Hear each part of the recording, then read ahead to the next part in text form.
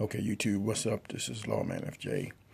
Now, I'm going to do a quick video on my first impressions of this Galaxy Note 7. Now, I've had the device for a day or so, been playing around with it, so I'm just going to kind of let you know what I think about it. All right, now, I will say first that I am a Note fan. I've always have been, so I've been getting Notes ever since they came out, so maybe somewhat biased, but I'm going to try to be as forthcoming as possible, you know, to help you out when you're thinking about this device. Now, I have to say, after using it for a little more than a day, I am very pleased with the device. First of all, the look, the design.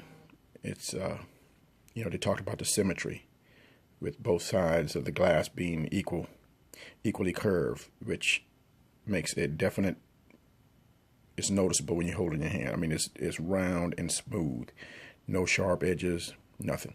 And the phone is slimmer and easier to handle. It is. I mean, it feels like a smooth rock in your hand when you're holding it. So you're gonna love that. And I like the onyx. I like it in black onyx. It's all subdued. Even the side metal is subdued. So I like that. Nothing gaudy or shiny going around there. So the device feels good. It feels good in the hand. It's very manageable, and it looks good. So, and I'll just compare it to the Note 5, which is equally good-looking phone, but it does have a definite different feel, and you can see it looks bigger. This looks bigger than that one. It's obvious. But you know, you can see the edges are curved on the back, but this is a lot sharper. This feels good. You know, you can manage this one too, but you can definitely feel the difference. No always on display on this one. All right. Now, the always on display. This feature has been greatly improved on this device.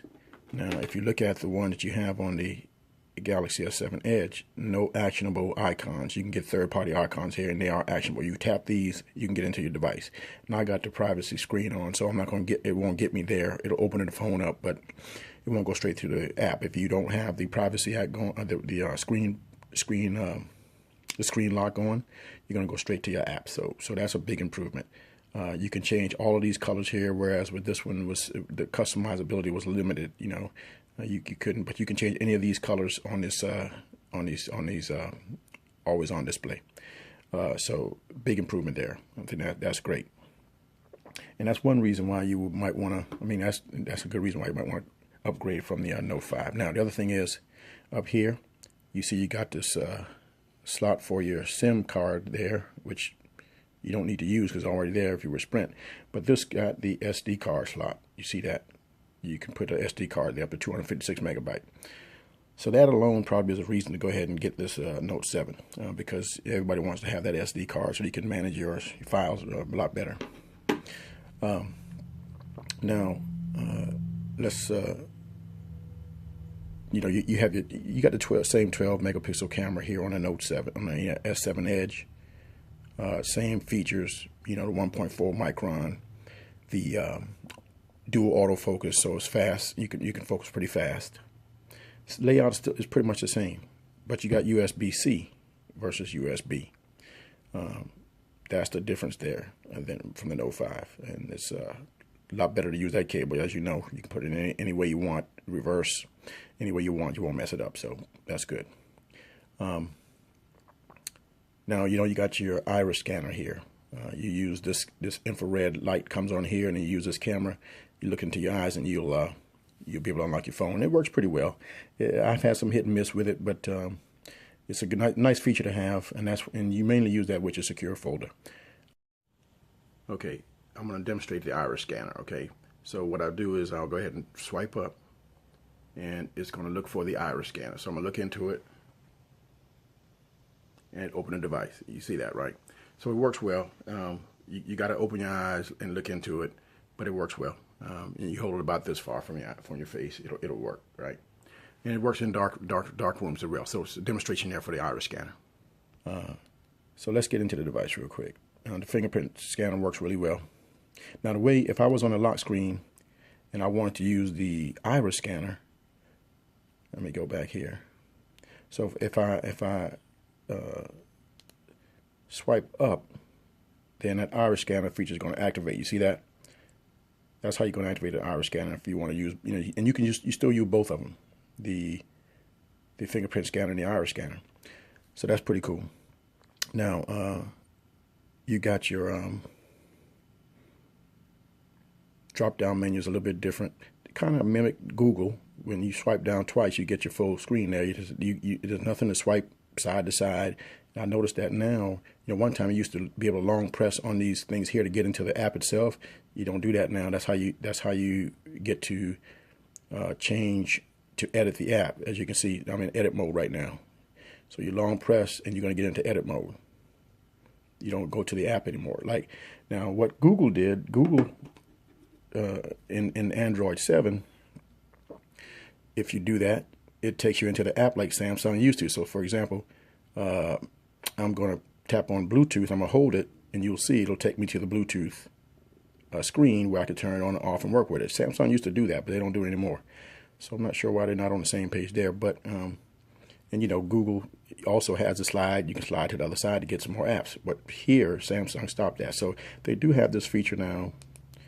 With the drop down, you pull down once, you get that. You pull down twice, you get the whole thing. And you got this settings button right there to get into settings, which that's a lot cleaner than the Note 5. So I like that. But just something to note there. But it's a lot cleaner settings menu, quick setting menu. This drop down menu looks cleaner. So all that works out pretty well. Your UI on this Note 7 is toned down a little bit. The colors are a lot subdued, a lot more subdued. It's not as bright as you see on the Note 5. And it kind of works with these wallpapers and the whole toned down look of Android from Google's perspective. So it's all kind of got a softer shade to it, not too bright. And if you look at the folders, they're now transparent. And here everything is shown in one folder. You got to go to one side or the other to get to the folders here. So I'm not sure if that's an improvement or if I like that, but that's what it is. You got some different icons for the gallery now. So that's there. Now I don't want to make this video too long, but I kind of wanted people who were wondering about this phone, whether they want to take a good look at it while it's in action, to see whether you want to take the plunge. But I think it's worth the upgrade. I'm going to try to demonstrate the iris scanner for you as well, to attach it to this video. But the S Pen is waterproof. Everything is waterproof. That's another reason to that's different from the Note 5. And you can do things like you can do the glance. And what glance does is you got to open an app, right? So you open an app, and if you hit the glance feature, let me get this back up. So if you hit glance, you're going to be able to go back and forth between that app. So you can minimize the app and you can look at it when you want to with the S Pen, right? So and then you can keep going and doing what you're doing. But when you want to look at the app, you can glance at it, right? So that's a good feature there. The other feature is the magnify. So if you hit magnify, whatever you point this pointer at, it's going to work. It's going to work on. All right. Now I'm still getting used to that, so let me try to get out of it. Okay. Let me turn this off real quick. Okay, so that was the magnify. So let's look at the. You can also do some translation if you are want to translate something. Let's say you click on translate, and you get into. Let me see. Let me go into. So you can see you got the thing. You can change how you want to do that. Go from English to Spanish. You can change that if you want. But so I chose Spanish to English.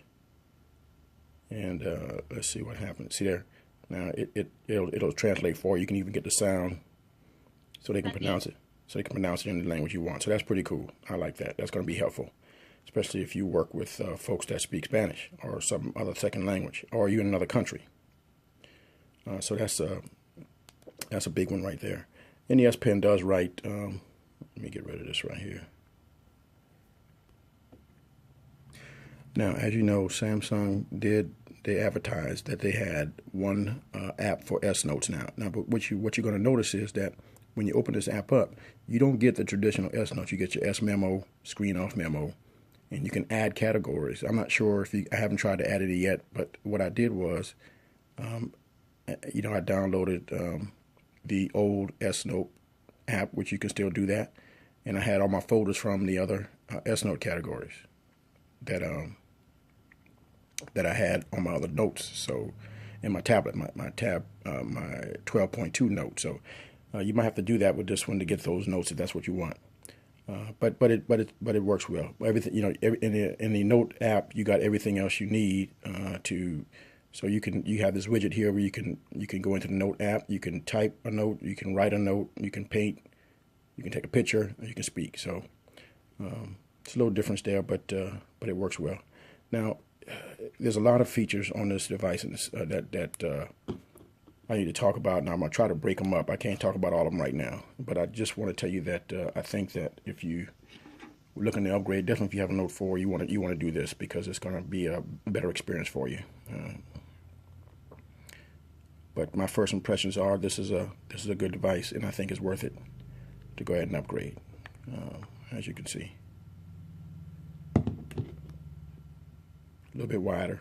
It's a lot, man. It's significantly wider. Look there, man.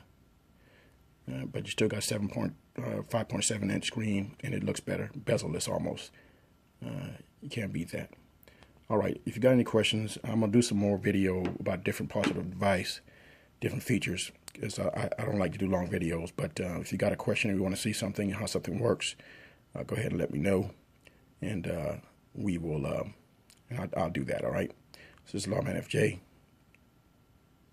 Out.